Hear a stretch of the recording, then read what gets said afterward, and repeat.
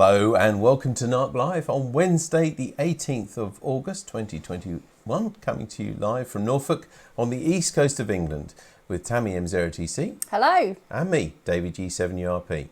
Good to see you. On tonight's show, the reverse beacon network, how it works and how you can use it to test your station's transmission power. And we now have the certificate for the club's win in the local club championship. And I have to say, a truly amazing response to our brand new competition. What on earth is this? And we'll tell you about that in a while. But first, as you'll probably know from last week's NARC Live and the newsletter, NARC recorded another great win in the local club section of the 2021 Club Championship. And Alan G800 sent me this certificate, which commemorates the success. And a copy of this is now on our website, incidentally. If you want to download it and you're part of that team, you can just see all those call signs there. So well done again to everybody who took part in that. Alan would like to remind newcomers as well that if they're interested in contesting, help's available from the group. Lots of people in the club would be very happy to help you there, but that is truly wonderful. And the autumn series of the Club Championship starts again on September the 7th. And of course, everybody who's a NARC member is welcome. You have to be a NARC member, a club member, to be able to take part in the team. That's brilliant.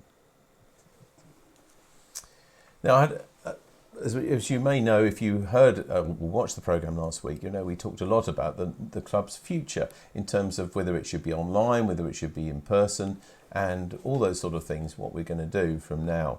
Well, we had several people emailing and just confirming or maybe suggesting other things, but there's one in particular that I'd like to read out because it comes from one of our American viewers. He used to be a member when he was in the UK. G8IFF, Nigel is his name, and his call in America is W8IFF. And he sent me this. So he says, firstly, it's a bit late, but attached a picture of his shack. So let's see his shack if we can. I'm afraid it is a bit too late in terms of the competition. I wonder if we'd have got it from that. Just have a look. Is that? Do you think we'd have got it? That was his call sign, his shack from that maybe in the US. I'm trying to see if there's anything there that would give away that it's in the US. Anyway, thanks for sending that, Nigel. But I want to read you what else he said as well. Following on from last week's televised NARC meeting, I, of course, would benefit from your continued televising of club meetings. However, I realise there are probably only two of us out of the country, myself and Paul Gunther, and providing for us is a lot of work. This is obvious from the professional quality of the last 18 months or so. So apologies for not watching every meeting. It starts at 1400 here in the US and I'm not always available. The club must get back to real face-to-face meetings, he says. There's a lot to be gained from this interaction between members. Is there a member directory produced and available to members? I often feel that, especially for new amateurs, it's easier to get together a member and a mentor one-to-one for a practical demonstration, he says. For example, DMR radios are not very straightforward to set up, and I find it easier to turn up somewhere with a laptop and cable and actually demonstrate to the hapless newbie by programming his radio for him or her. We should encourage interaction between members outside of club meetings. I still remember the good times when we had a shack at the Chrome Centre during the 1970s. That's well before my time. Are any of the Norwich schools teaching the STEM curriculum and would be open to the formation of a school amateur radio club? These might give the opportunity for a shack and meeting place. Thank you very much. That's from Nigel G8IFF. So I thought I'd just give you a different opinion from somebody who was a NARC member when they were in the UK. Now they live abroad. And although they would miss these live contacts of these live programmes, you know, they do think we should get back together. Well, it's not for me to bring up everything that was discussed last week. If you did miss last week's NARC Live and you want to know what was discussed, the best thing is just to catch up and watch it either on Facebook or on YouTube, where a video of the whole programme is there. The only thing I think we would like to just stress, though, in case anybody was worried, and I know from a few emails you were, I promise you that we're not going to stop doing this anytime soon. We've obviously got lots of guests already booked and everything, and Tammy and I are happy to carry on with NARC Live for the foreseeable future every week. But it's just that we felt it was about the right time to really ask the membership what they want from the future. And we'll be studying all of that information, having a committee meeting probably fairly soon again, and just try and work out a sort of way forwards that's going to please everybody. The other thing I'd like to just mention again, I have mentioned it a few times before, is that the club wants at least one more social get-together before we get into the sort of really colder weather. And so we're going to have a radio by the seaside at our usual place in West Runton, but not until the main summer season has closed, because we figure there'll be a lot more space then and people can socially distance, etc., as people wish to do. And that will, so sometime in early September, we'll check with Jim, our weatherman, for some good weather, and then we'll notify you here and on the newsletter and everything else as well. So we look forward to seeing you that way soon. And lastly, on the news front, we've got a plea from David G3YPP, and he says, "Help, please. Anyone have a mains battery charger for a Kenwood TH26E? That's a sliding battery 2-pin. Hopefully by just, I grabbed this picture from the web earlier on from RigPix. So if you've got a radio like that, or maybe you've just got a charger from it, that's what he really needs, a battery charger. Because he says, it looks like my other half has disposed of mine. I have a car battery substitute, but would like to use it portable when away. So any help gratefully received." I guess he'd even accept maybe a loan of it occasionally or something like that. So if you've got one of these or ever had one and you've got a charger that you can help out David, if you contact us, we'll be happy to put you in touch. Thank you. Now, normally at this time, I say to you, over to you for your little people, Tammy. Mm-hmm. But we heard from John, didn't we, this week? We did, yeah. We've heard from John. John M6JAU. And he sent this over. And these are edible little people that he found on Facebook. Apparently they're about 7 centimetres high. But look at those. And they're edible? Yeah. They're obviously made of, like, icing and things. Icing and marzipan sugar, stuff. basically. Yeah, probably. They're wonderful, aren't they? They're cool, don't they? Okay, thank you very much for sending us that, John. Yeah. Have you got some little people of your own? I never cheat and have a look. So no, here's our little people then for this week. Here we go. It's an airport. It's another circuit I thought board. you'd be excited by that one. Oh, look so at it's that. an airport and a shipping yard, and it's making full use of. And there's a tuner in the background there. There's a Pentium type chip with a BGA there. I think you'll find their factories and things and airport lounges. I tell you what I do love. Look, because this is the first time I've seen this, and if you look in the sort of top leftish, you can see someone's put a big bolt there, and I guess that's a control tower. Control tower, yeah. It's just lovely, isn't it, to think how you can improvise and show some things.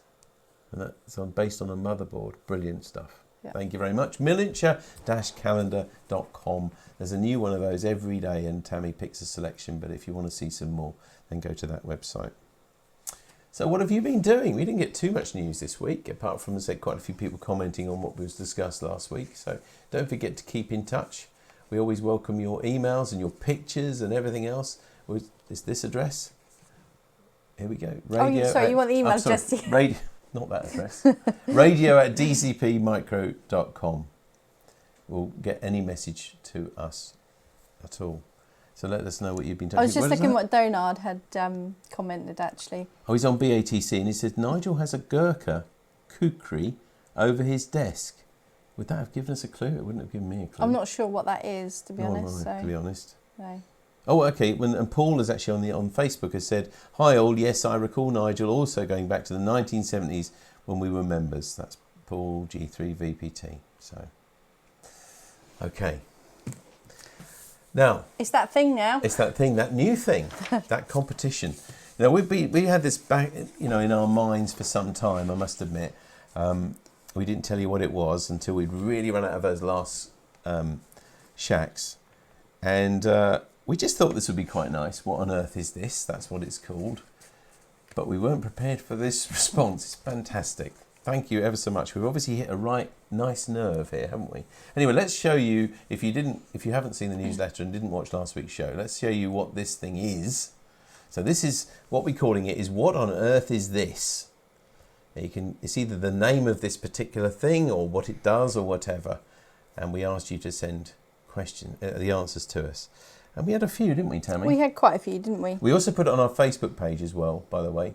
And if you do watch it on the Facebook page, do have a look at it, and it will probably be on there from late tonight or tomorrow. Please don't put the answer, though, on. I know Facebook, we're used to commenting on things, but that does kind of spoil it for everybody else. We did have somebody do that, and we fairly quickly took it off. But it's only just for fun anyway, but please don't put the answer on there. You can put funny clues or funny answers if you like, but nothing serious, please, because it does sort of spoil it for everybody else. Anyway, I'll start telling you some of the comments that we've got. We had Peter M0VRA who says, could this tool be used for inserting or removing beading on vehicle windscreens? I've used a similar tool on Sea King helicopter side windows with a diamond-shaped head, and it looks like the head is changeable. I get what he means. That there's a very thick sort of gluey, plasticky stuff called Sikaflex, I think, which glues windscreens onto cars. Right. Although Peter has to go on better with the Sea King helicopter, but and I guess he's thinking maybe it would remove that. Well, let's have a look. Nev M0NFY says, I'm probably totally wrong, but it looks to me like a tool for threading laces through leather, like e.g. an old football lacing tool. Donard M0KRK says, I've just had a look. I believe it to be a tool for doing wire wrap from the days when a circuit board might have had loads of posts soldered and connections were made by wrapping wire from one to another. Paul G3VPP says the tip appears to be interchangeable and looks on my computer to be square. So is it some kind of Allen key? Now there was also quite a few comments on Facebook. Okay. Yeah. So Andy Talbot said, "Is it an adjustable toothpick?" Martin Goodrum said, "Is it for clearing Boy Scouts out of horses' hooves?" Right, I like that. Duncan Bob says, "Is it a nasal hair trimmer? It's clearly not straight enough to clean out your ears." Oh, nice. Right. John Wayman said, "I have two of them, very handy," but he's not said what. Phil Holt, "Is it a starting handle for a very small car?"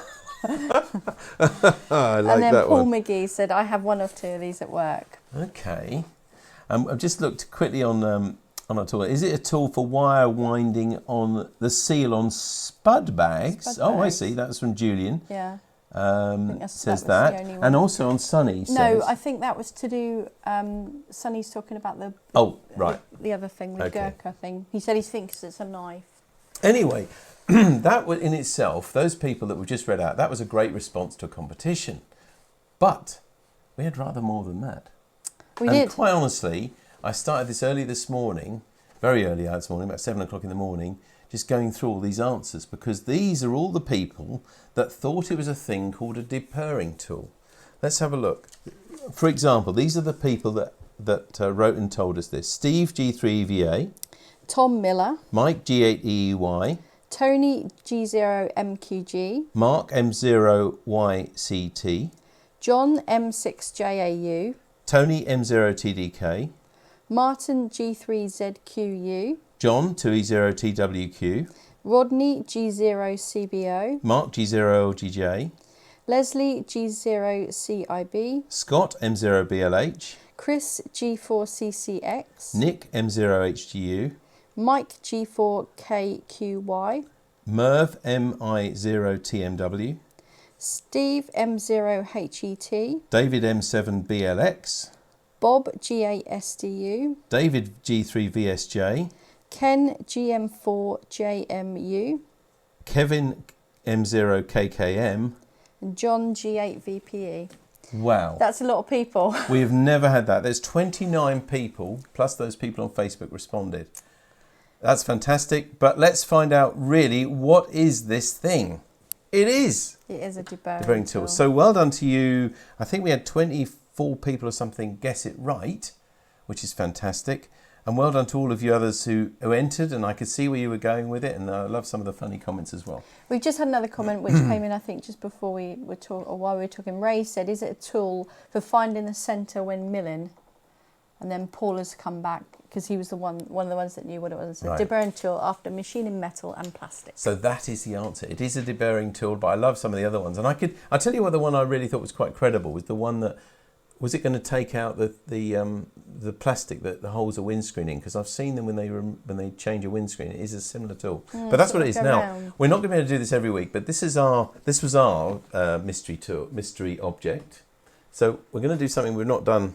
Is that make a mess? That's right. Now I've got a little tray here full of bits and pieces to try and not make a mess. And Tammy, we've rigged up a special camera 3. Camera 4. So camera 4, is it? Right, well, camera 4. If we could show that, Tammy, I'm going to show you how this thing works. Because it strikes me that those who don't know or didn't know what it was, a lot of you are engineers, like making stuff and things. And honestly, if you don't know what this tool does and you've never had one, it's really useful and very, very good.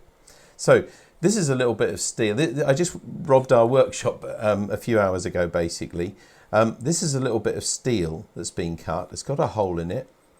A little bit sharp there, and this bit here, as you'll know, when you, especially if you're cutting steel, happens to be galvanized. Now, if you want to take the edge off this, which is quite a nasty sort of lip there, you just take this tool. I'll just show this up closely, actually, if I can get that in the camera. Find the camera. So if I turn this, then you should be able to get an idea. This bit here is very sharp, okay? So it's ground like that. That is how it is. I haven't modified that in any way. That is how these things are. And I'll show you just how to do it. And you just go along like this, and you can probably just see if I don't know if we can see, you can just see the little bit of a shaving effectively that I've taken off, and it makes it lovely and smooth. Even better it is for holes. I grabbed this bit of aluminium. We've mainly used aluminium here, so I haven't got much steel to drill, and just crudely drilled these biggish holes today with a set 10mm drill. And this has left a really quite a nasty burr on there. Normally, I know you just use a needle file or anything to do it, but you can clear that hole just by doing this. One movement, a rotating movement. I'm not doing it very well here. It's because it's a bit an artificial condition. And that, you can probably see, is a nice smooth edge, and that's not catching on my finger, whereas this one, it's horrible. It's literally catching my nail. Go in there, quickly do this. Really useful tool, the deburrer. So, are you on commission by any chance? No, I'm not. But they are really good, and I know they're slightly odd. And I didn't know about them early in my career. You know, earlier when I was doing engineering and stuff, it was something I was introduced by somebody later. By the way, you can also use it on plastics. Yeah, I do sound like one of those guys who does demonstrations like, at QVC. Yes. And there we are. This is plastic, just doing the edge. And you can just see that little edge there that I've taken off. And it really is a brilliant thing. Oh, one other thing, printed circuit board. I grabbed a bit of this. Hope I haven't ruined anybody's project here. I'll probably be in trouble by my design engineer. I grabbed this bit of fiberglass circuit board here, drilled a big 10mm hole in that. You could see what a mess that is. Now, one more demonstration. One more bit. I missed a bit there. There we are. Now, look. How quickly could you have done that? I'm not asking $24.99, not even $19.99. Ladies and gentlemen, put your money away. You don't need that much from it. No, anyway, they're about £10, okay, and it can be a really useful tool. It's called a deburring tool, available from all good retailers, I'm sure. Ken is asking, do you peel potatoes with it? No, you don't peel potatoes with it.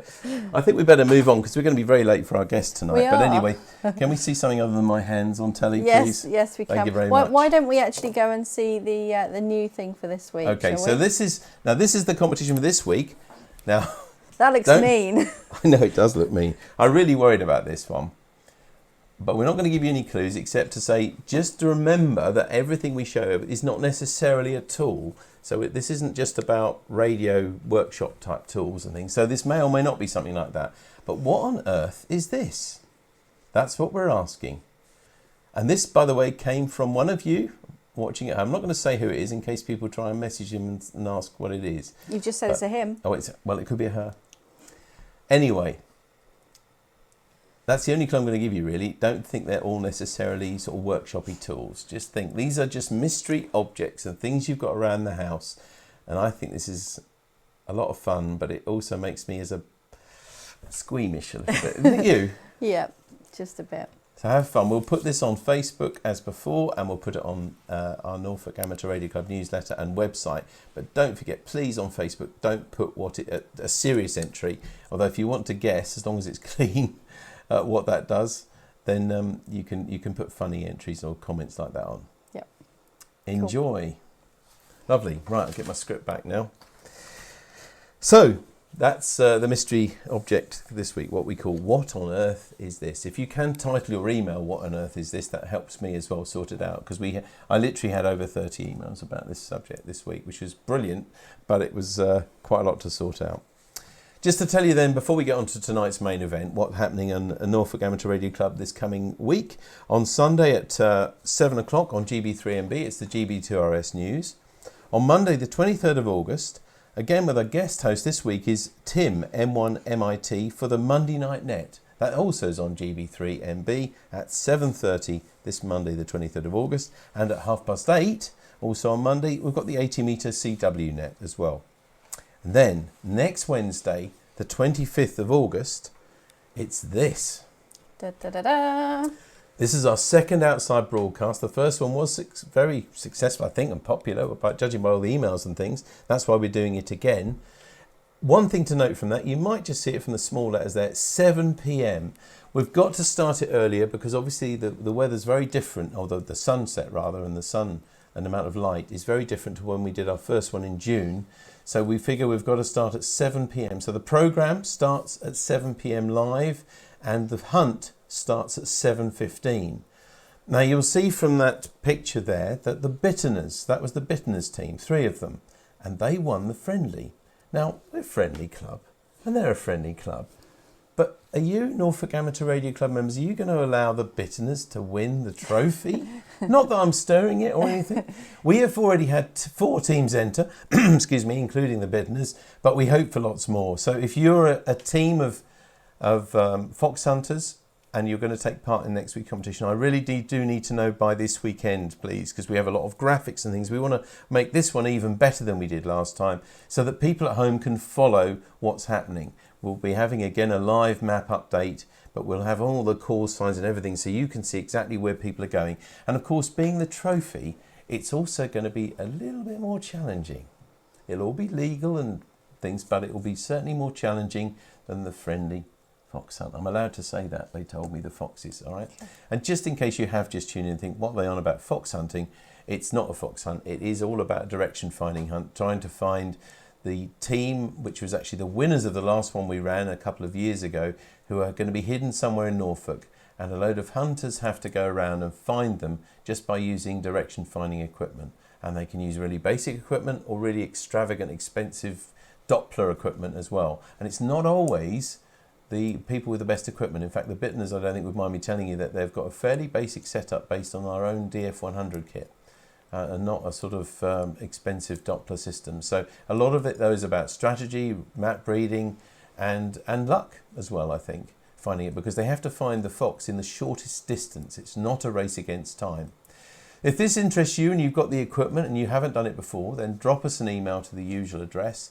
And we'll enter you and send you all the details on the rules and things you have to do for safety. Basically, you have to have 2 people per car and a charged mobile phone, and obviously the equipment to pick up a 2-metre transmission. But lots of you have already done it before. I hope to hear from the rest of the teams in the next few days with a team name as well. We're going to encourage you to come up with a team name so that everybody can follow you at home. And I hope if you're not joining us as an actual hunter, that you'll join us on NARC Live next week, 7 p.m. 7 p.m. for the first time. Turn my microphone down, sorry. 7 p.m. 7 p.m. on Wednesday, next Wednesday. And by the way, I'll be out and about with Kevin as our mobile driver, crazy driver, cameraman and all that. And I'll be doing what I did before. And that means so Tammy's here. You're in charge. And just because I thought I got a night away and a night out, but I'll have Tammy in my ear. Well, I'll have you in my ear too. So. Yeah, on talkback, just so that we can see. Think about that thing years ago. We did that treasure hunt. Do you remember that with Annika Rice? I'll be the sort of Annika Rice character-ish. Just really keeping an eye on where all the foxes are going. Tammy will be back here in the studio keeping the whole thing together. Yep. Hope you'll join us for that. 7 p.m, remember. Just 7 next p.m. week, just a bit earlier, 7 p.m. Right. We better get to our guest. I think we must. We've It's 5 to 8. It's a lot later than I expected. So, as you will know if you've been a member of Norfolk Amateur Radio Club for quite some time, several years ago, Steve G3YPP from the Norfolk Coast Amateur Radio Society gave NARC a great talk on the reverse beacon network. Well, earlier this year, when I was asking for people to submit ideas for talks and things like that, Rodney G0CBO wrote and said, could we have another talk and an update on that? So tonight we welcome Mike G3YPP, who's from NCARS as well, and who's built on Steve's original talk to bring us an update and find out all about the reverse beacon network, which is a fascinating technology. So welcome to you, Mike. Good evening all. Good evening everybody who's watching and listening and taking part. It's going to be really good. And we're going to let you get on with your talk now, but I believe you're happy to take the odd question during if necessary or afterwards as well. So if you're watching this at home on BATC or Facebook, you put some questions in the comments and we'll be happy to read them to Mike either during or straight afterwards. But anyway, right, over to you, Mike, and we'll bring you questions at the end. Lovely, thank you. Well, good evening, everybody. This is very different, giving a talk when I can't actually see who I'm talking to, but I'm sure you're all there. I'm Mike G3YPP. You've probably worked me, you're more likely to have worked me under a contest called G4P, certainly in the 80-metre series and those sort of contests that have already been mentioned. I live in Munsley, which is where I'm talking from tonight. So I'm a member of the Norfolk Coast Club as well. And the Norfolk Coast Club, you probably know, does a lot of work around aerial design and aerial testing. And you need some tools to be able to work out whether your aerial is working. And one of the great tools that gives you instant ideas of how your antenna is working is the reverse beacon network. And that's going to be the subject tonight. First, I'll describe how it works and give some live demos. And then at the end, if we've got time, I'm going to link it into how we can use it in contests and link it in with N1MM. Also here in Munsley is my other half, Fiona, who's G4KAN, which is very useful because it means we can put a couple of call signs on the air tonight at the same time. As David mentioned, Steve gave a talk some years ago, but he's been very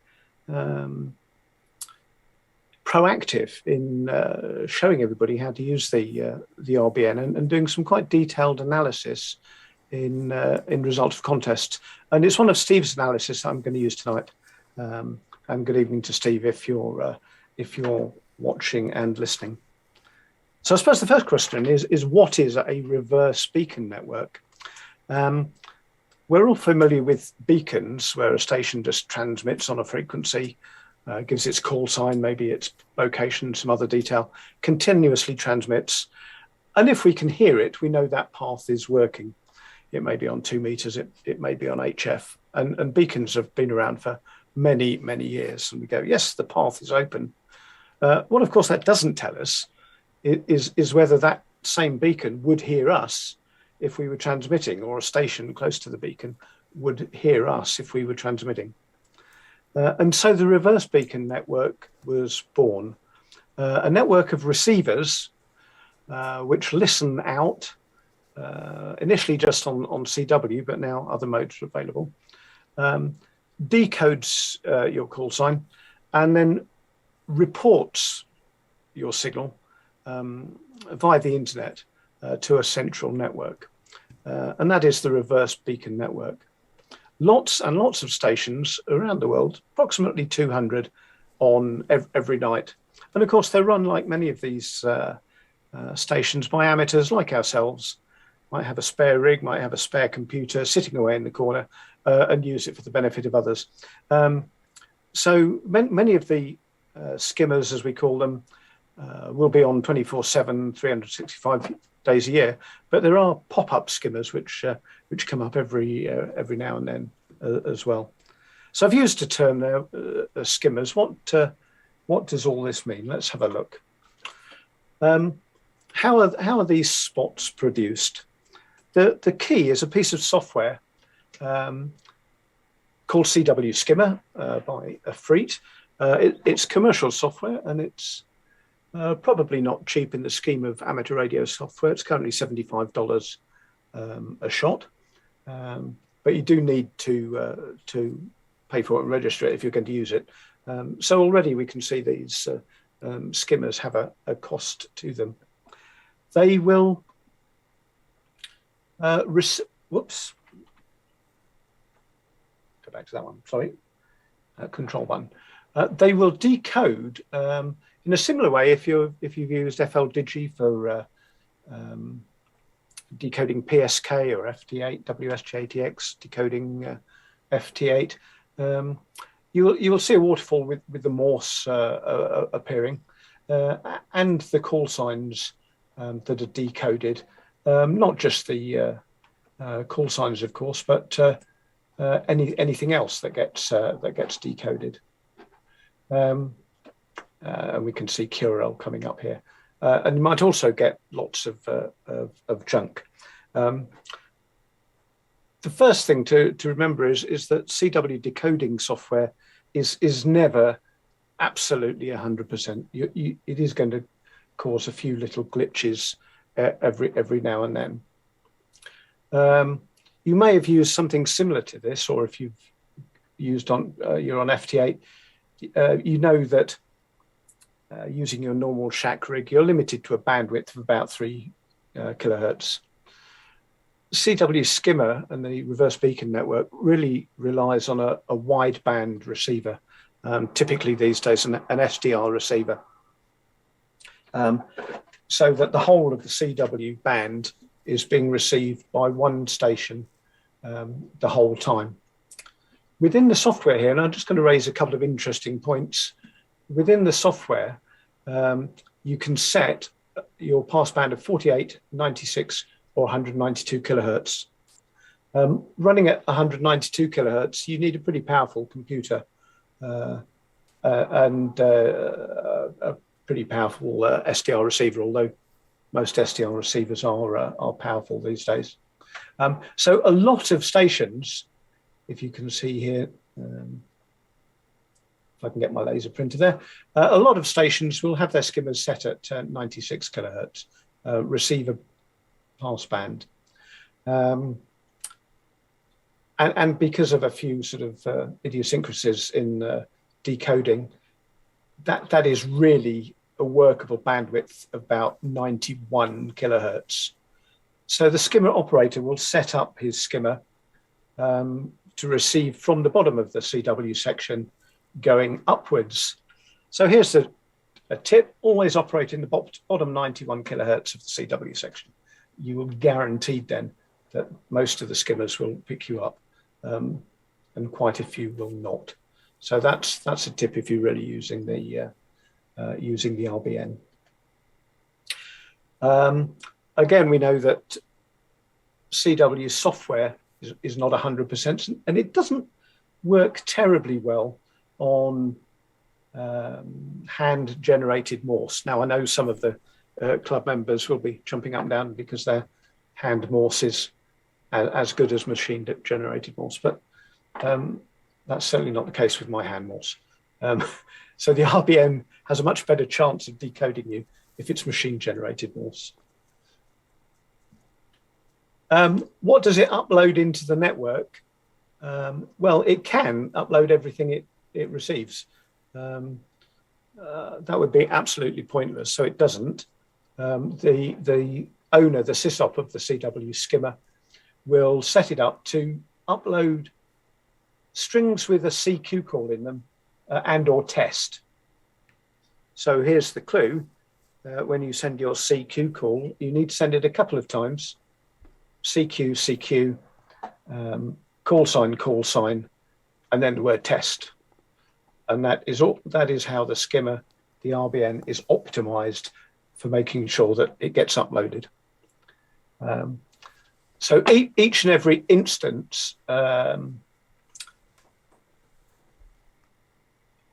a skimmer station will be running this software and an SDR receiver on a band. Many of them have many instances running on many bands, and again, quite a financial outlay in doing that. So let's have a look how it all works.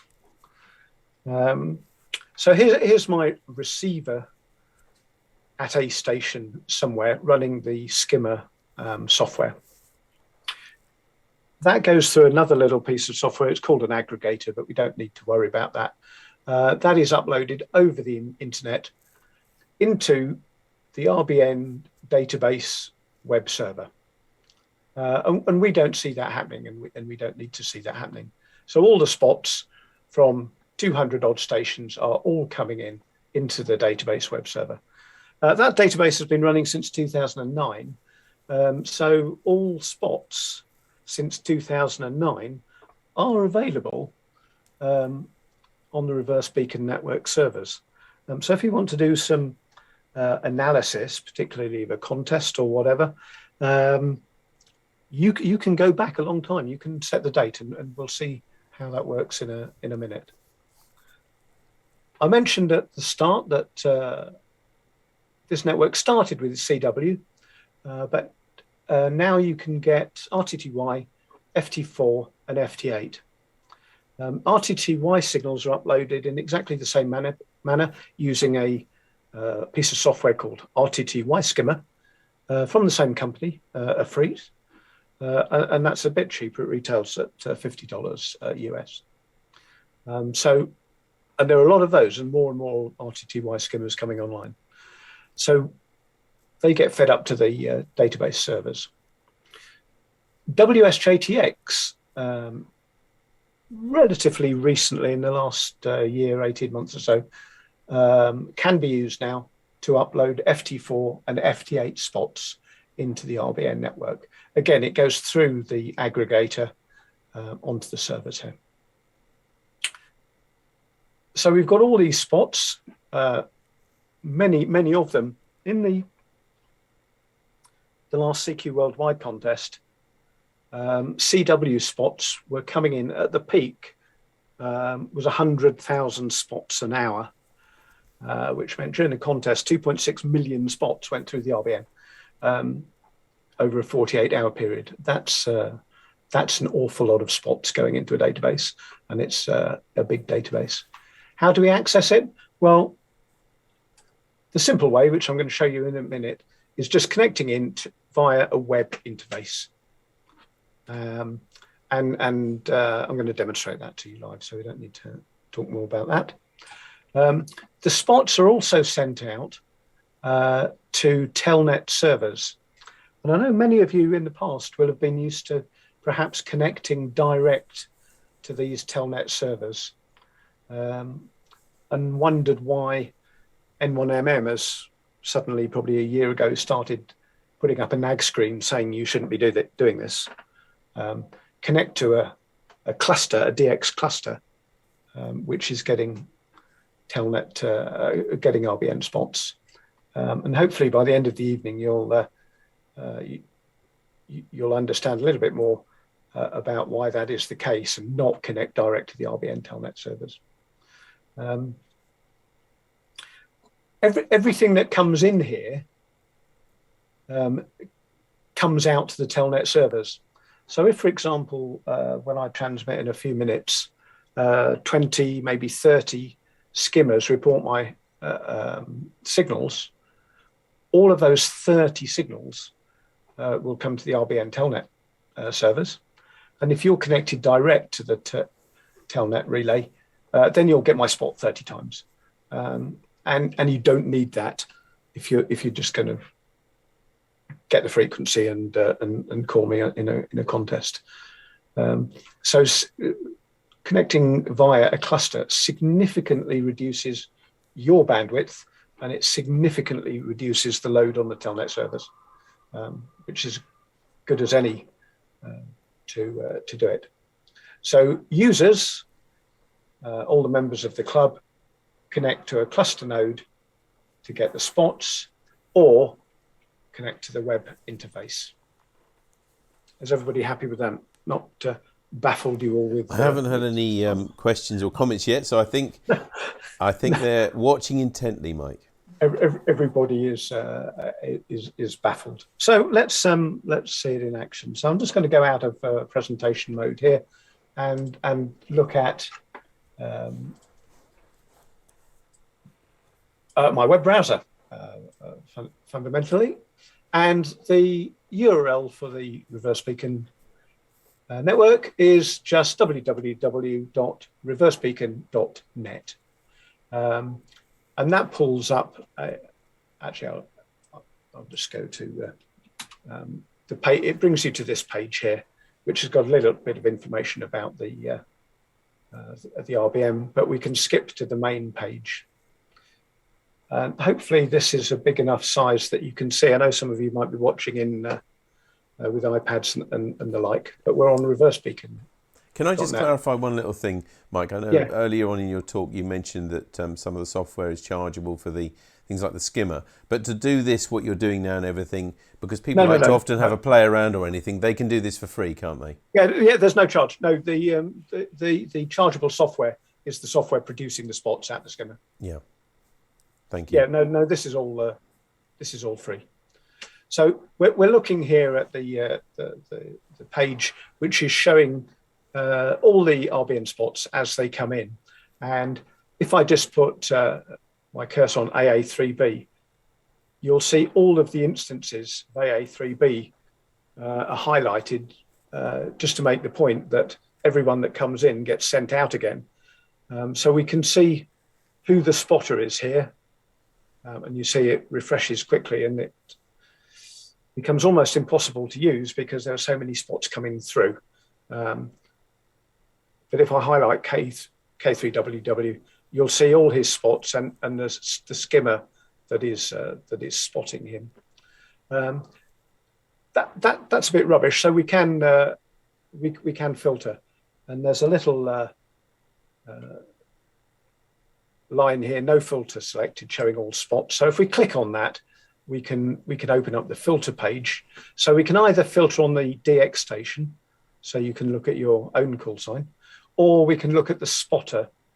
And we might be interested just in seeing spots from a particular prefix, or we might be looking at spotters that are around us. So here I'm going to pick a spot from any spotter in CQ zone 14, which covers our bit of Europe.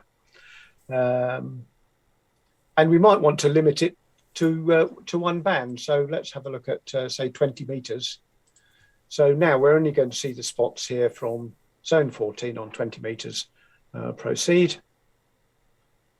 And it's a lot more sensible and probably more useful to us as well.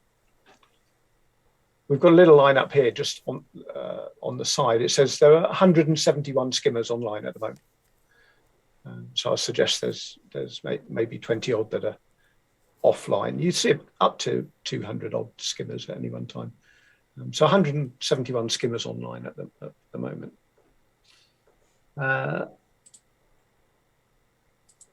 What we might want to do, though, I'm just going to go back to here, for our analysis, is look at our call sign.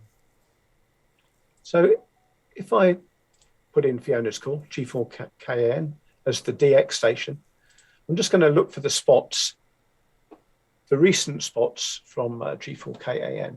Now, remember I said that the database goes back to 2009, so you can get an awful lot of spots on here. Rows to show 100. So we're just going back 100 rows here, going back to the 12th of August in this particular case. But we can see when I did a little test earlier before we came on, G4KN was getting spotted in Germany and Hungary and Sweden and Austria and all around. You also get the frequency, and this is where it starts to become useful. You get the signal to noise ratio in dBs of that station's receiving it at, and the speed. So what I'm going to do now is do a live demo, and you'll see some spots come up, and I'll show you how we use it in aerial testing. So I'm going to switch to my antenna 1, which is just a Ryback off vertical, 8.5 meters of wire on a fishing pole stuck up in the air. It's on quite a reasonable earth plane, got quite a few radials in the ground, but a relatively simple antenna. And I'm going to put out a call using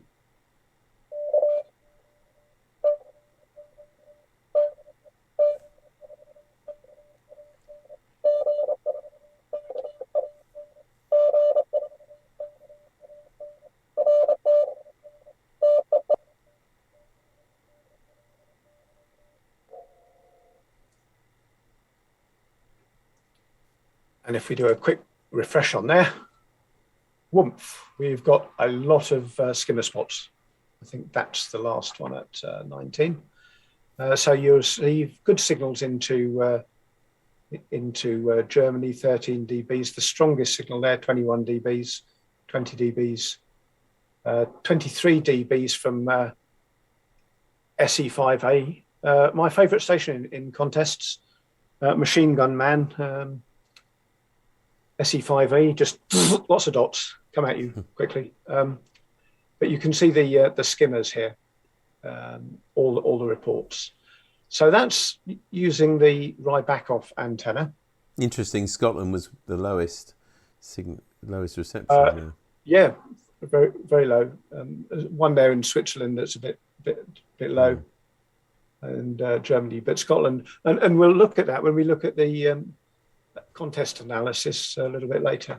What I'll do now, I'll open up another instance of reverse beacon net and move it over here. And this is a little trick that you can do. So I'll open up another instance, and this time I'm going to filter on my call sign, G3YPP. And now I'm going to swap aerials to an end-fed half wave, which is about 10 meters above the ground, and put out a call. Make sure channel's still free.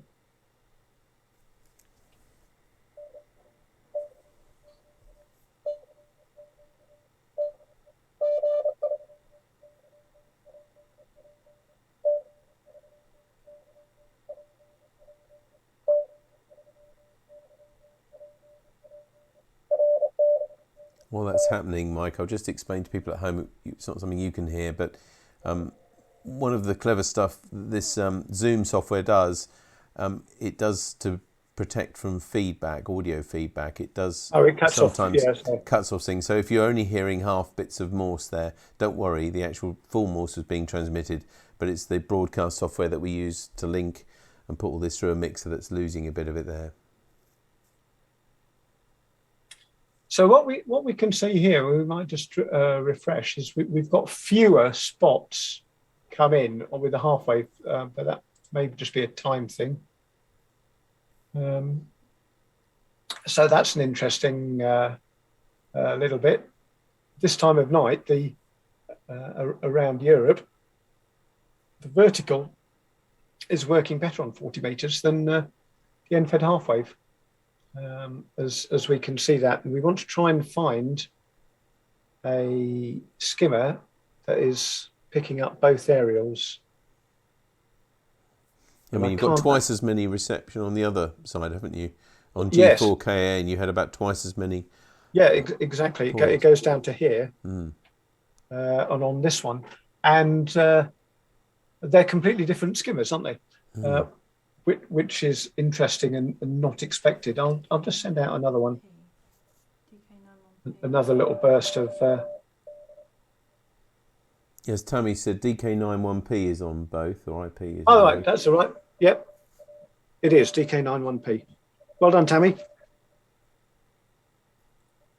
Should just tell everybody at home while Mike's working on this. I mean, you're welcome to ask questions or make comments on Facebook or BATC at any time. Right, there we go. So hopefully people can see this. Got a few more spots come in there. So what we can see, DK9IP, G4KN, which is the Rybakoff vertical, 9 dBs. DK9AP and the end-fed half wave, 13 dBs. So using the same station there, the end-fed half wave is better. So you can see how we can use the RBN as a tool in antenna analysis, both in looking at signal strengths at the same skimmer and where one aerial is getting out to different parts of the world.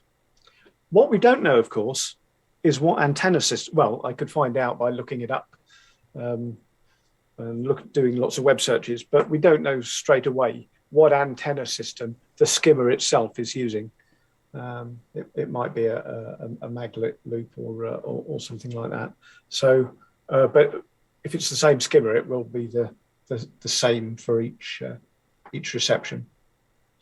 You're happy with that? I think that just makes the shows you a little trick to do. Open up two instances using different call signs. And if you've only got one of your own call sign, I'm sure you can make arrangements to use the club call sign for testing.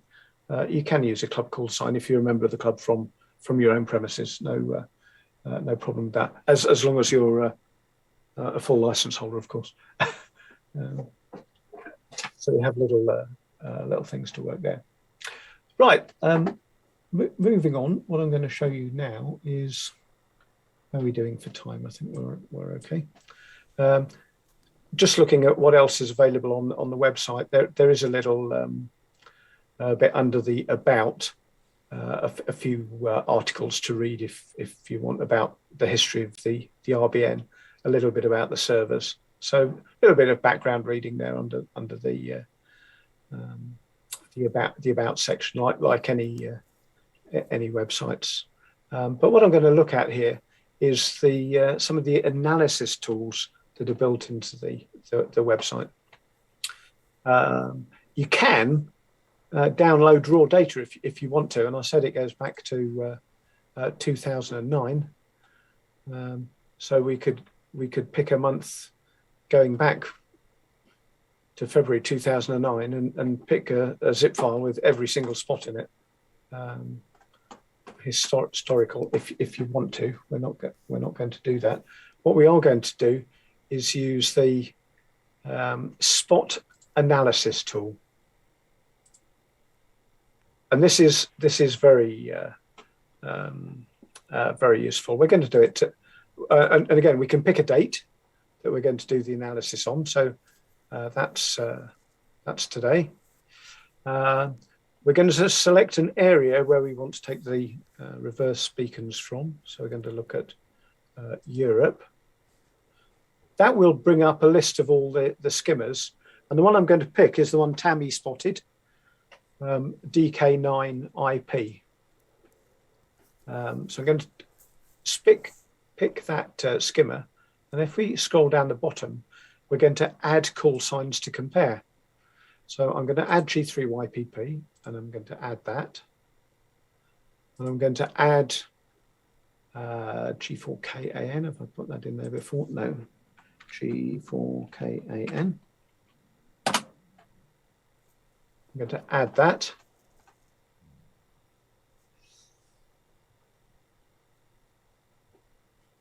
And what it produces is in graphical form down here. I hope you can, let's go back to full screen, you might see that a bit better.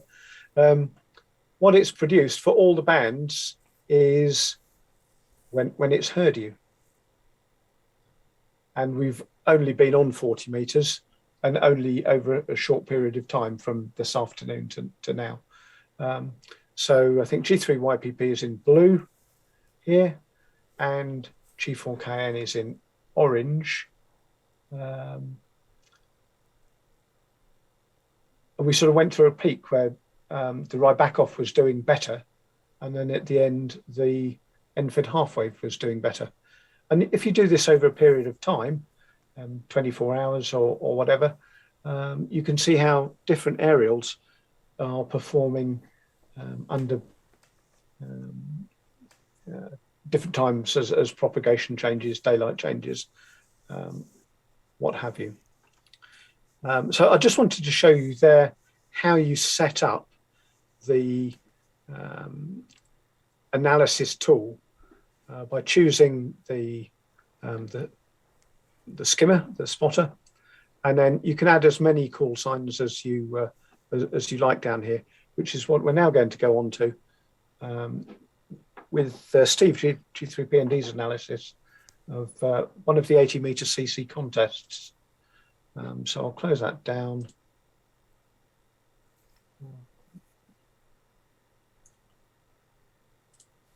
Bear with me. And hopefully you've got the slide back up there. Yep. Thank you. Yes, we've got that fine. Yeah, you've got that.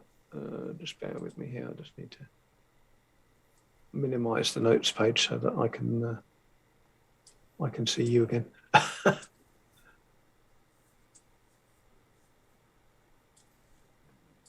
There we go. Right, the use in the antenna testing. So I've shown you how. I've shown you how we produce these graphs, which I'm now going to display in the spot analysis tool.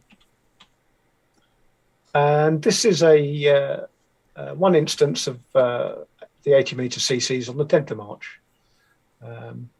And we're looking at two skimmers, G0KTN, which is in Bath, down in the southwest country, and G4ZFE, which is in Bracknell.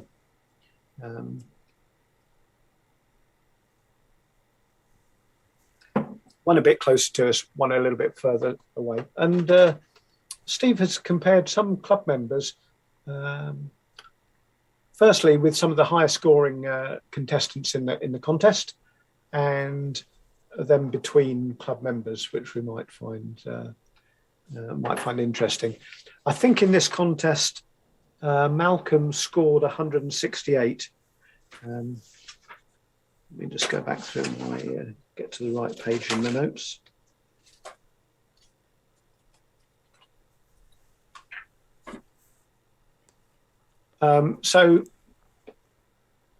Right, here we go. Malcolm scored 168 in this contest, and Alan, operating as GM4Z, got 175. And Malcolm's in the blue line here.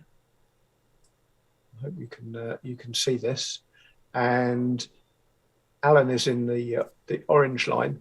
So Malcolm was putting a consistently stronger signal down into Bath than the Scottish station. In Bracknell, interestingly, it was the other way around, but of course Bracknell is a lot closer to us. The Scottish station was significantly stronger into Bracknell than Malcolm was.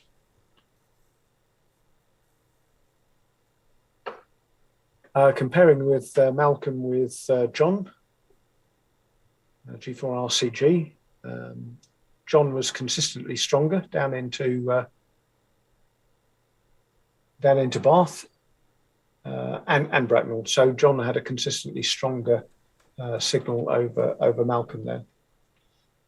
I showed you in the analysis tool, you can add as many call signs into this graph as you like, but it does get a little bit cluttered if you start adding more than 4 call signs.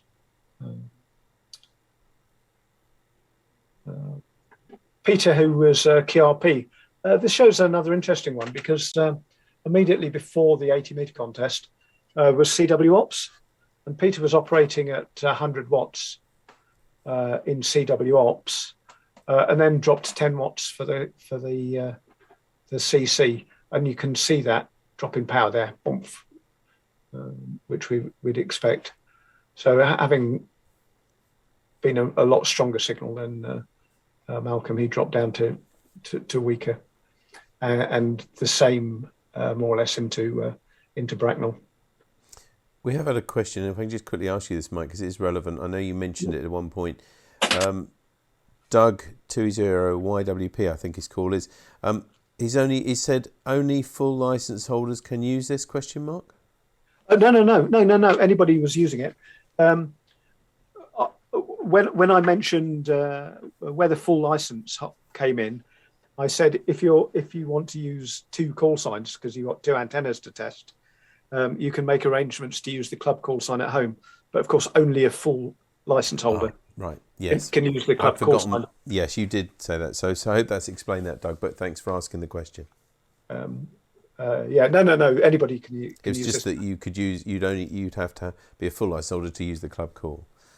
Correct. Thank you.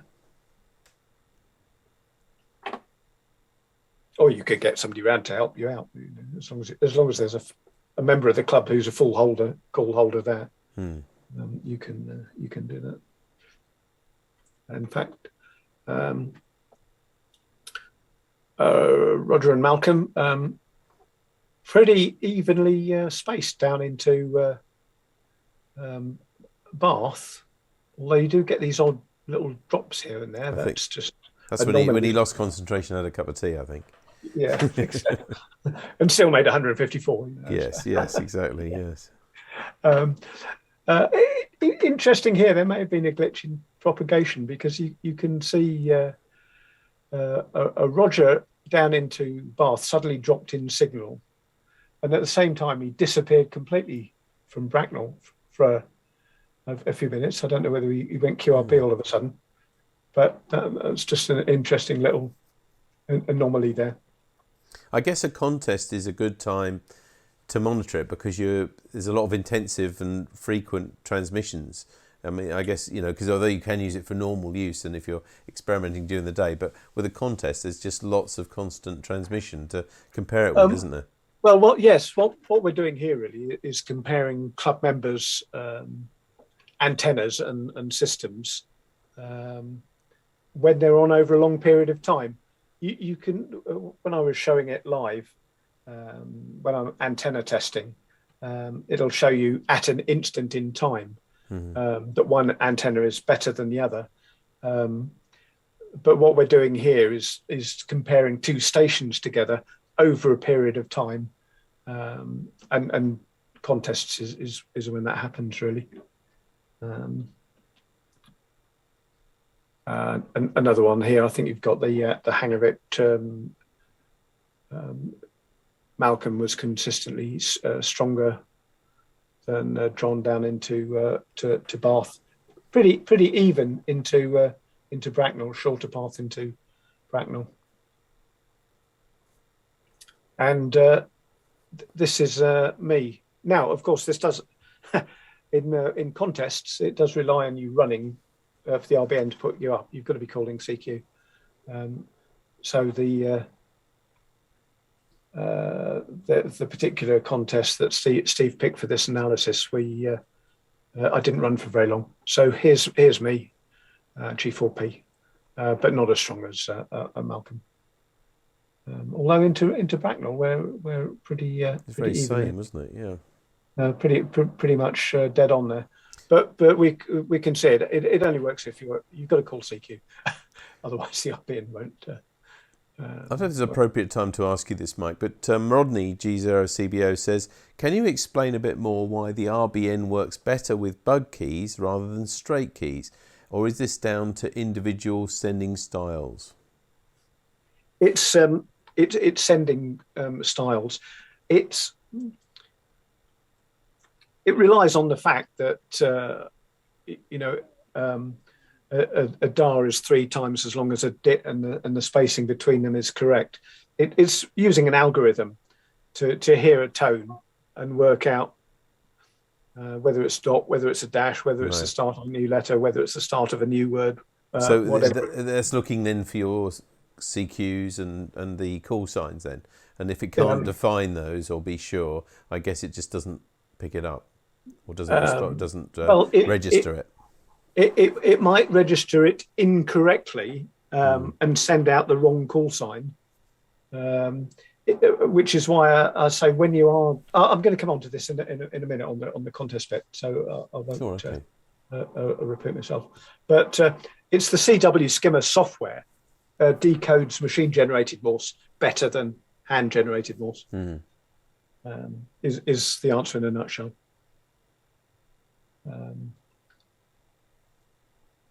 I think we've probably had enough of these.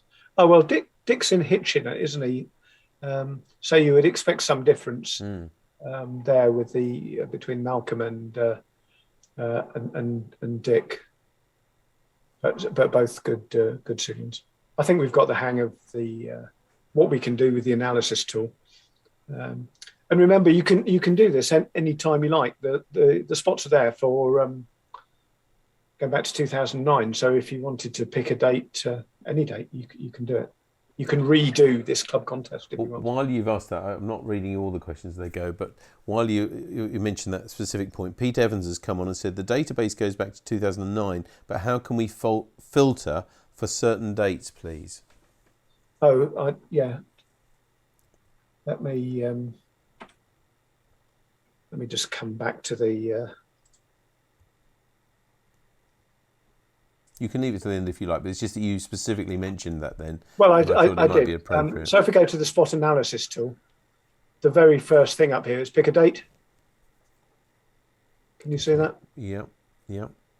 So you just pick a date. So this is for Pete. You pick the date that you want to look at. 4th of November, and then go the area.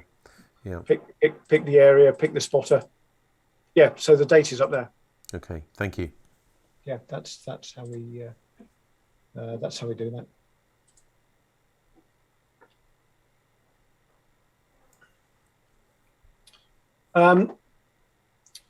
We mentioned in intermediate courses, non-full call signs. Here's some comparison of Malcolm with Bob. And of course, Bob runs 50 watts, so you'd expect him to be 3 dB down anyway. But he wasn't getting to Bracknell at all. The Bracknell skimmer just did not receive him at all at any time during the contest, which is interesting. You might have thought that would. So what I'm going to do now, if it's okay, is go on to how we use the RBN for QSOs and contests. And we keep coming back to this NAG screen, particularly N1MM. Always connect via retail cluster, never connect direct to the RBN. So I'm just going to do another little chat on how the DX cluster system works and where the RBN fits into it. We run a DX cluster at NCARS. It's MX0 NCA, our club call 2. And the way the DX clusters work is that I'm sure most of you, if not all of you, are familiar with DX clusters. Users manually send spots into a cluster, a spot being information about the call sign frequency of a station, mode, call sign frequency mode. And then that spot is distributed from the cluster to other clusters that it's connected to. And it's a worldwide network, a big spider's web of probably about 400 clusters at the moment. And all spots get distributed to everywhere. So if I was working Steve and I spotted him, my spot would go into our club node, and then I would forward that on to all the other nodes that I'm connected to, like this. And you can see our partner nodes here. WA9PIE is what we call a super node. So he's got 21 partner nodes. So we can immediately see that our spot's going to fly off to lots of other places. When we choose our partner nodes, when we're setting up this on day one, we want to try and avoid loops, by which I mean, if HB9DRV was connected to K4UJ, then I would spot Steve, it would go up to our node, it would go across there, it would come back again, and then it would come back to me again. The software does have ways of managing that, but if we can avoid very small loops, that's a good thing. I will just point out, when you're choosing a cluster to connect to, you might think, oh, that's a G3 station, that would be much better for me to connect to. When the DX cluster system and the DX packet protocol was set up, probably 30 years ago now, most of these links were on RF, 2 meters, 70 centimeters, the like. In fact, I ran a 2 meter 70 cm crossband node in Bedfordshire with users connecting on 2 meters and the backbone on 70 cems. And therefore it had to have a license and it had to have a call sign. Pretty much all nodes now are connected via the internet. There are a few that still are connected to by RF. I don't know whether Roger's node can connect to RF nowadays. I think it's only internet. And the point I'm making is, from the call sign now, we can't really tell where the node is. For example, WA9PIE actually resides in Google Cloud, and where Google Cloud is, we don't know, and it doesn't matter. K4UJ1 is actually on servers in London, in a London data center. So the call sign of the node doesn't really give any indication of where it's physically located these days. What you're looking for is a fast node that you've got a fast connection to. So as I said, a user will spot, and I say spot, it uses the logging software, which we'll look at in N1MM, and that comes in. Now we also get a connection from the RBN, and now the RBN has two channels. I don't know if you know that. I talked about those telnet servers at the beginning of the talk. So we've got channel 1 feeds CW and RTTY spots. Channel 2 feeds the FT4 and the FT8 spots. They come into our node. And those spots I will pass out to users, but we don't pass RBN spots out around the cluster network. If we did that, the cluster network would collapse because, as I said earlier, CQ worldwide, 100,000 spots an hour, CW spots going through the RBN. If I then try and send out 100,000 spots to each of these, the whole thing would collapse. So we don't do that. The RBN spots are only fed to our directly connected users, which means if you want to connect and use the RBN, you need to find a cluster that is connected to the RBN, and not all of them do. And I'll show you where you can find that out in a tick. But we are, and we provide RBN spots. So I'll just show you the. I think I'm making a couple of assumptions here, is that everybody is familiar with N1MM, and I think most people are using N1MM. So what I'm actually going to do is open up N1MM, put it on the screen here, and we can look at this live.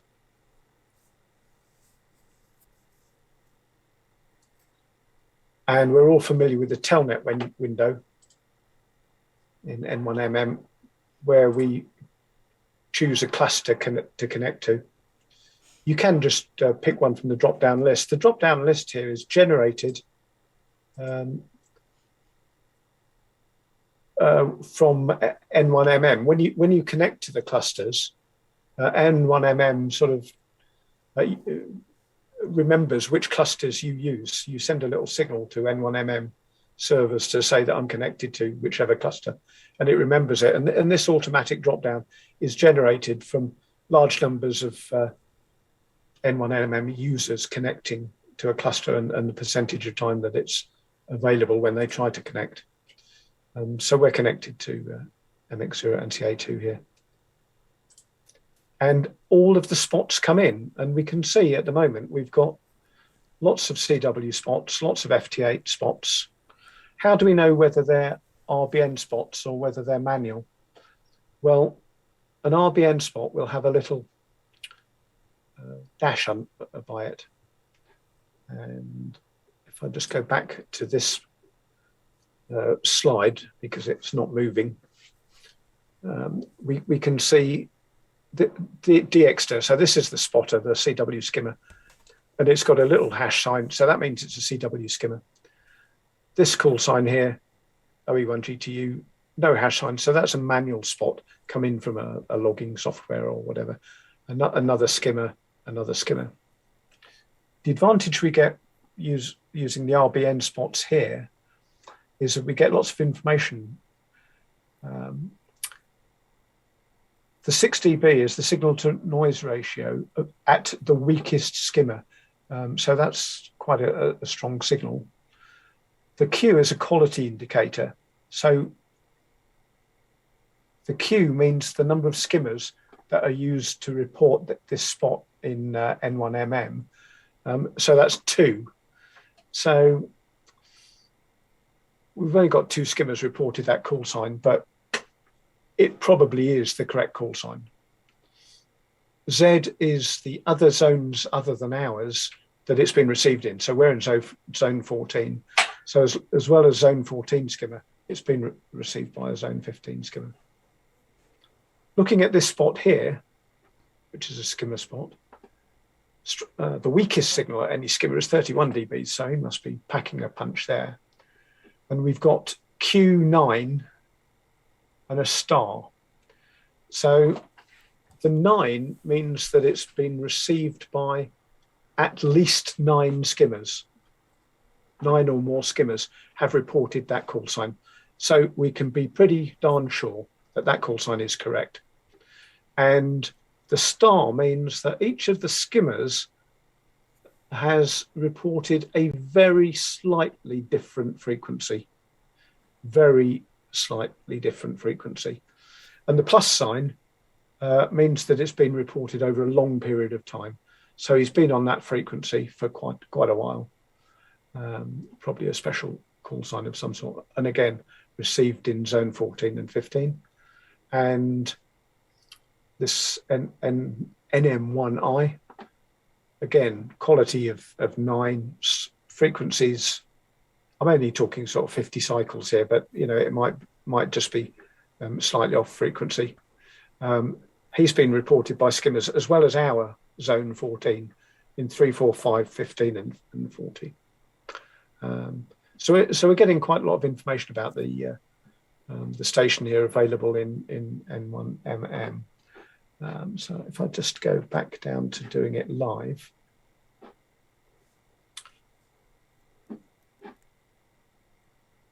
I'll just close the PowerPoint down. We can turn the skimmer spots on and off, and we do this at the cluster. One of the advantages of using a cluster, if you don't need spots, don't get them from the cluster in the first place. Don't use your computer or N1MM to do any of the filtering. Because if you haven't got a particularly fast computer, if you haven't got a particularly good internet, a broadband speed, why tie up bandwidth? Why tie up your computer processor power to get spots that you're just going to ignore anyway and put in the bin? So we do all the filtering at the cluster. So the first thing is we can turn the skimmer on and off, and to turn it off is set skimmer.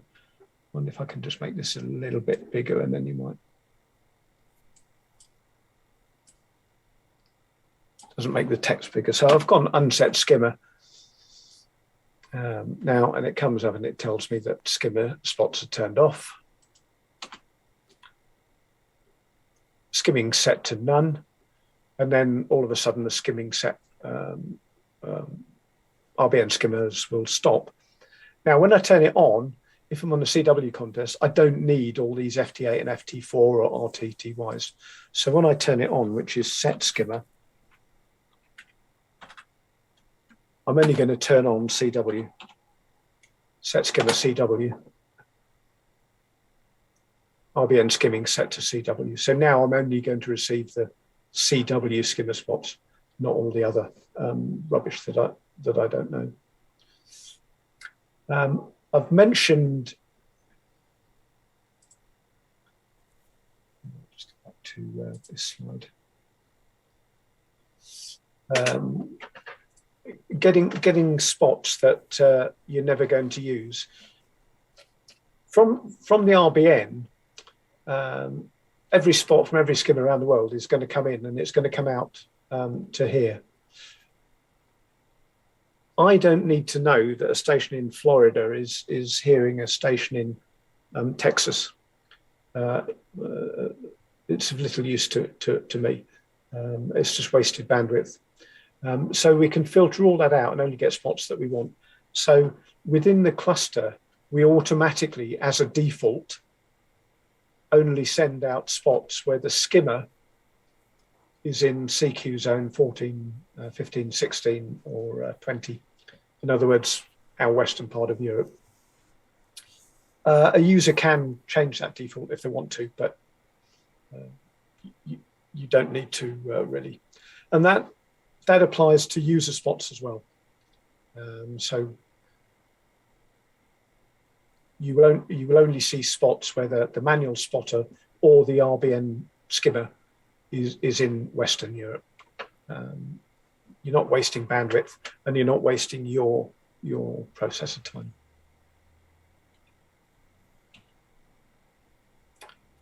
And lastly, we'll look at the band map in N1MM, which again we've got all the spots down here, and we've got the same thing. We can tell it's a skimmer spot with a hash sign, or we can tell it's a manual spot, no hash sign, and that runs across with the spectrum display as well. So what I'll do, I'll just go back to doing that live. It's much better as it's working.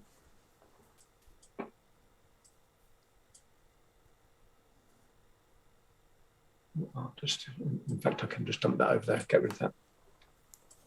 So we can see the band map over here. This is live, and because it's live, when I put my cursor over it, we get the line up there. You can read it of all that information. So I can immediately look at that spot and see it's got a quality indicator of 9 stars. So 9 skimmers, a minimum of 9 skimmers, have reported that call sign.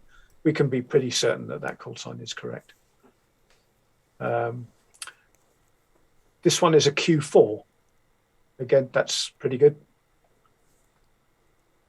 And this one is a Q5. So we can be pretty guaranteed that is a correct spot. I'm sure you're all used to seeing at the same place on the band map, you might see 2 call signs which look very similar, and you don't know which one is the correct call. Well, if it's a skimmer spot, you can just look at it and pick the one that's got the higher quality Q quality.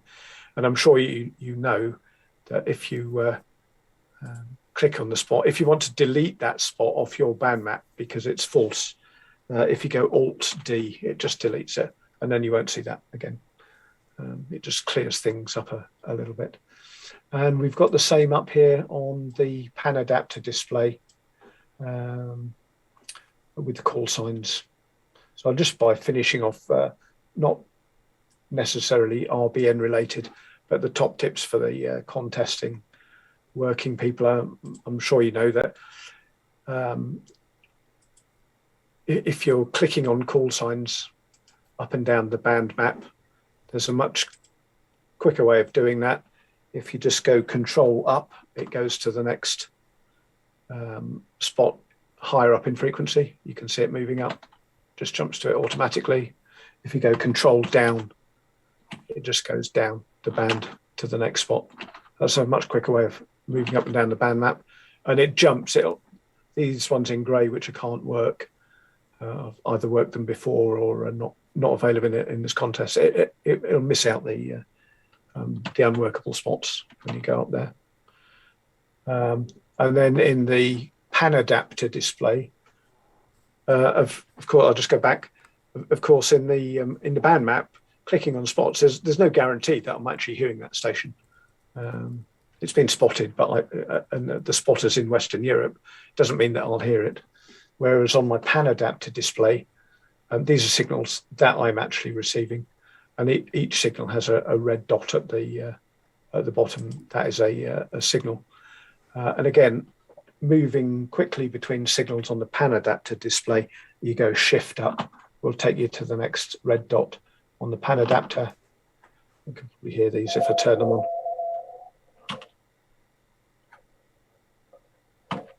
So Shift up will move you up the pan adapter, and Shift down will move you back down the pan adapter.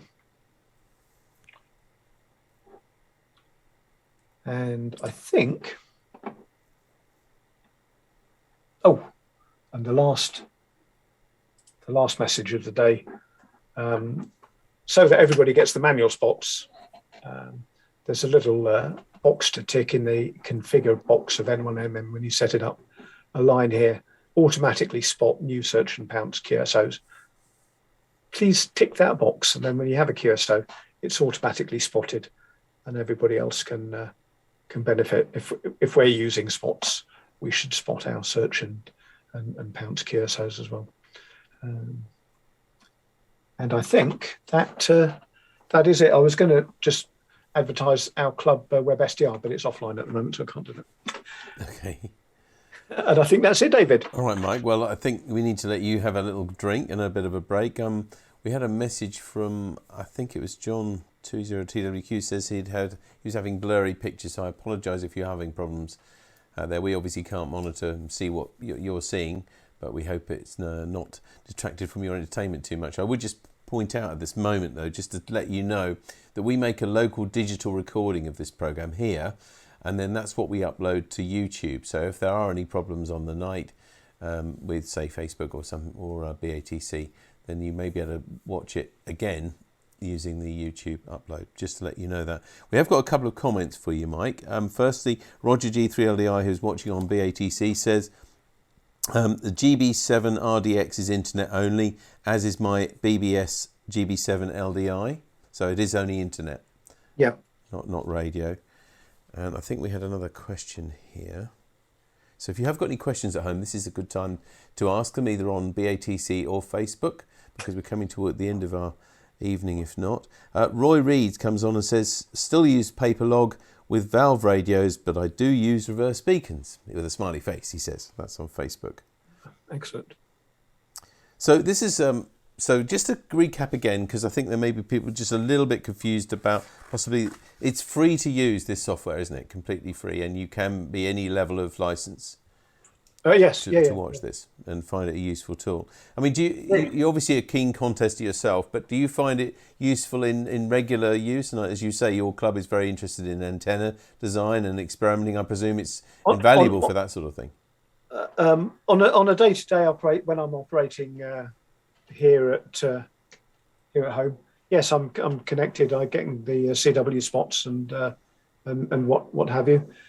Sometimes manual spots have more information. So if there's a DX contest on, what the RBN won't do, it is say there's a DXpedition which invariably run listening on a different frequency, up 5, up 10, or whatever. The RBN will only hear its CQ call sign and whatever, and it won't report that it's actually listening on a different frequency. Whereas a manual spot will. So there are certain, and normally when you do a manual spot, you put a comment in, and everybody will be saying up 5 or up 1 or whatever, or what the special event is, why that particular station is on. So the manual spots can contain more information. The RBN will purely tell you a call sign and the frequency that it's transmitting on.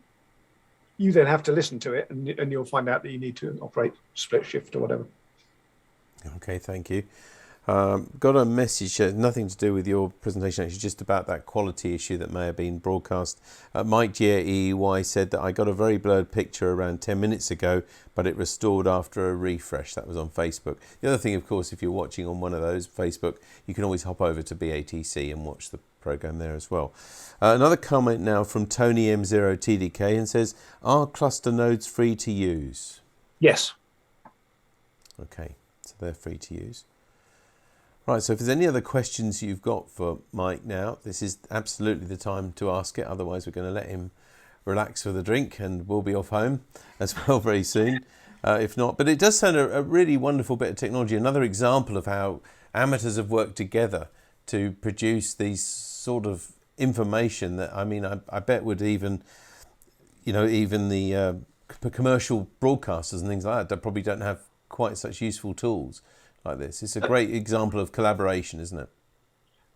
It is, and some groups ask for donations, and some get get funded by the big national clubs and what have you.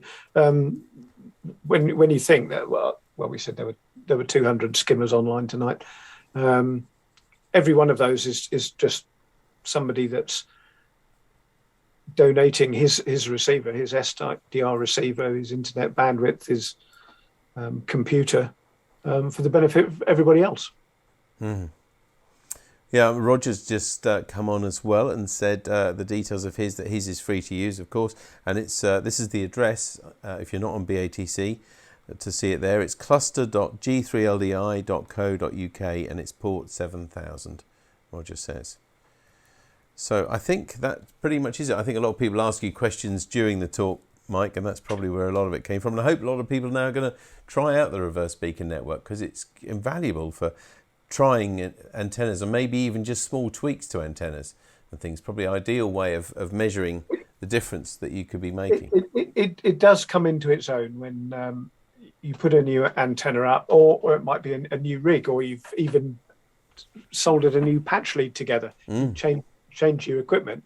Is it working? Well, bring up the RBM webpage, bang out a CQ, and you'll see instantly if you're getting out. Yes, and more importantly as well, because even though you might have friends not very far away, or like we saw earlier in Scotland or something, and you may not be able to, they may not even be able to receive you at all. So this is a good way of testing, you internationally, isn't it, as well? Yes, exactly. Yes, exactly. Brilliant. Well, Mike, thank you very much indeed for tonight's update. And as I said at the beginning, we did have a talk from Steve many, many years ago on this, and clearly the system has evolved a lot, and of course we had lots of other people joining the hobby since then. So especially if you're one of the newer amateurs that have come to this hobby, and you're often wondering how and if you're getting out, especially if people don't come back to you. This is a great way of doing it. But we're really grateful to you, Mike G3YPP, for tonight's presentation. Take care. No, pleasure. Thank you. Thank you, Mike. There we are. And that's the presentation on the Reverse Beacon Network. As I said earlier, you can always, if you did have any quality problems with this broadcast, you can always catch it again on Facebook pretty much soon after we finish. And also in the next couple of days, you'll be able to watch it again on YouTube, on our YouTube channel. You can find the details of that as well on the website and in the newsletter this weekend. But that's about it for tonight. Just to remind you again what's happening in NARC in the next few days. On Sunday, we've got GB2RS News at 7 o'clock on GB3NB. Monday, the 23rd of August, we've got Monday Night Net at 7:30 on GB3NB, and at 8:30, the 80-metre CW Net. And next Wednesday here at 7 p.m. Please don't forget, or you'll miss the beginning of the start of the the Trophy Fox Hunt. Indeed, that's next Wednesday here for NARC Live, a live outside broadcast coming to you from. Well, it starts at Thorpe Recreation Ground. That's where the hunt actually starts at 7:15 next week. But who knows where the fox is? Do we know? I know. You know? Yeah. Good. Oh, good. Someone knows. I'll be out and about, and Kevin will be with us as well. But that is about it for tonight. I do hope you'll join us again next week. And don't forget about that mystery object as well. What do we call it? I can't remember. What on earth is this? What on earth is this? That's right. We did change the name of it slightly just before last week's pro. That's why I'm confused. What on earth is this? I hope you'll have a look at that. It's on our Facebook page. It will be on our Facebook page. Yeah, in a few moments it'll be on Facebook. And also on our website. Thanks again for joining us. Do take care. So from Tammy M0TC. Goodbye. And me, David G3YPP. Until next week at 7 o'clock. 7 o'clock. 7 o'clock. 7 o'clock. Did we mention that? You better be here because I'll be here on my own. Absolutely. So please join me at 7 o'clock. We look forward to seeing you then. Have a great week. Bye-bye.